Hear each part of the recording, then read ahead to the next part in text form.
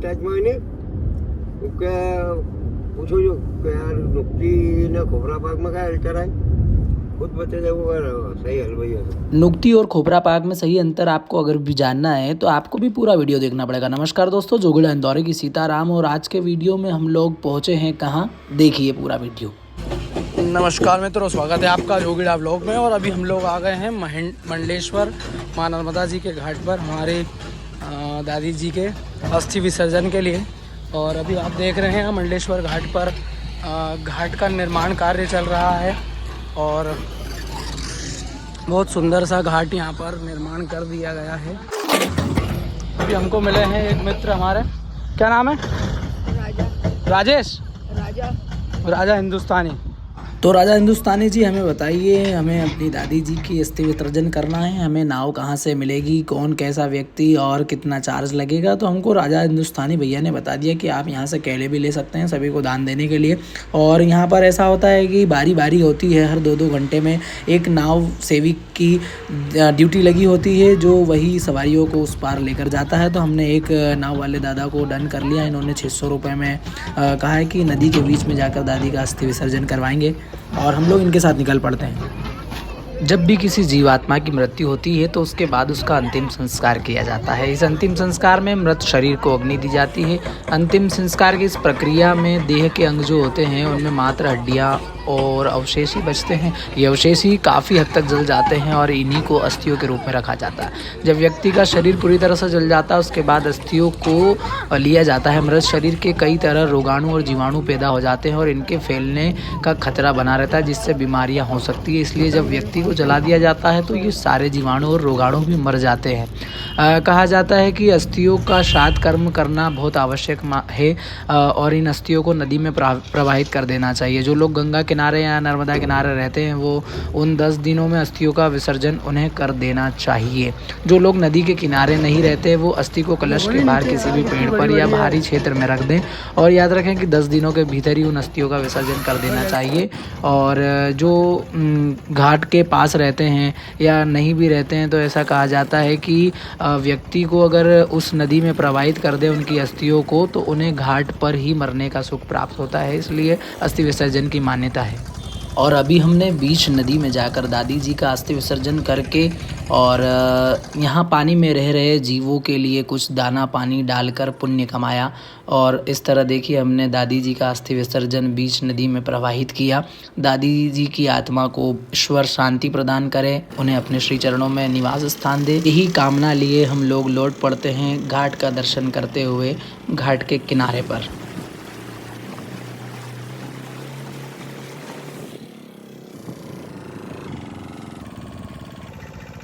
नाव से उतरकर अब हम लोग आ गए हैं घाट पर। अब बारी थी नहाने की। तो यहाँ पर बहुत सारे बच्चे नदी में स्नान कर रहे थे। उनको देखकर हमारा भी मन मचलने लगा और ठंडे ठंडे पानी में नहाने की इच्छा हो गई। फिर हमने भगवान शिव शंकर का दर्शन किया। उनका दर्शन करके मन को बड़ी शांति मिली। घाट पर ही देखिए नदी के जस्ट किनारे आप देखेंगे तो यहीं पर नर्मदेश्वर शिवलिंग का दर्शन हमें सुंदर सा हो गया। हमने सुंदर सुंदर नज़ारों को अपने कैमरे में कैद कर लिया व्लॉग बनाने के लिए। यहाँ पर एक दादा भगवान शिव को जल अर्पित कर रहे थे। बड़ा शांत और निर्मल नज़ारा था। उसके बाद हमारा भी बड़ा मन कर रहा था कि अब देर ना करते हुए नहा लिया जाए। और इस छोटे से बालक ने तो फिर और हमारा ज़्यादा ही जी मचला दिया। देखिए बचपन के दिनों की याद दिला दी और फिर हम लोग भी पानी में कूद पड़ते हैं।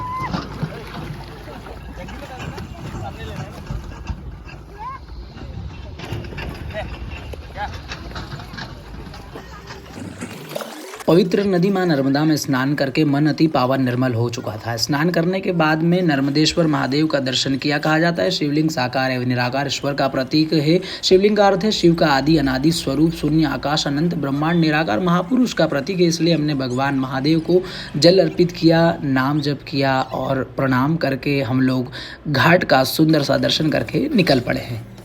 हम निकले ही होते और कड़ाके की धूप हो जाती। मौसम अपना गिरगिट की तरह रंग बदल लेता है। हम लोग सुबह 7 बजे से निकले और अभी बज रहे हैं दोपहर के 3 और अब कड़ाके की भूख लगी थी तो हमने बिना देरी किए कुछ खाने की तलाश की। और फिर तलाश करते करते अभी हम लोग हमारी गाड़ी तक पहुँचे हैं। फिर रास्ते में हमें एक रेस्टोरेंट मिल जाता है।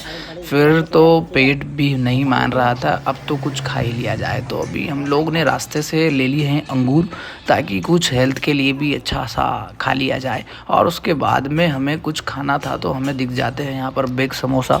उसके अलावा हमें कुछ मिला नहीं। हमने सोचा था कि यहाँ पर कुछ खाना या कुछ मिल जाएगा, परंतु यहाँ पर ऐसा कुछ भी था नहीं। तो हम लोग ने समोसे से ही काम चला लिया। और उसके बाद में फिर हम हमारे दादा की कुछ ज्ञान भरी बातें सुनने लगे।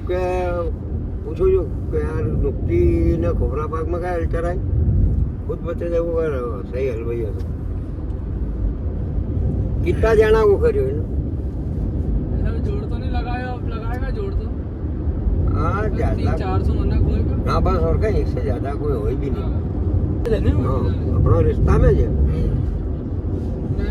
चिल्लोर का मतलब मानी चलो 90% काम। हाँ 90 सही बात की।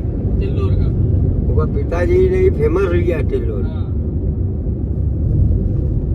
ऐसा नहीं है अकड़बाज ने हलवाई ना चलने नहीं। अरे चलने दे, 1 रुपया कम नहीं करे।